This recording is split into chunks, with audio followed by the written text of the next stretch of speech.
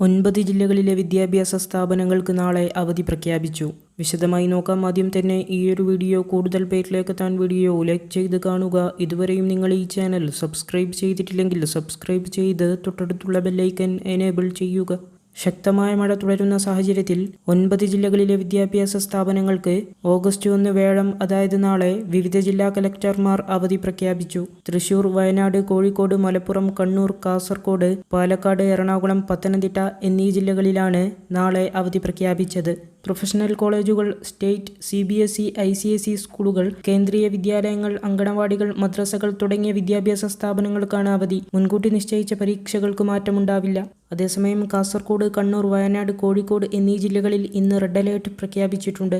മലപ്പുറം, പാലക്കാട്, തൃശൂർ, ഇടുക്കി, എറണാകുളം ജില്ലകളിൽ ഓറഞ്ച് അലേർട്ടും കോട്ടയം, ആലപ്പുഴ, പത്തനംതിട്ട ജില്ലകളിൽ യെല്ലോ അലേർട്ടും പ്രഖ്യാപിച്ചു.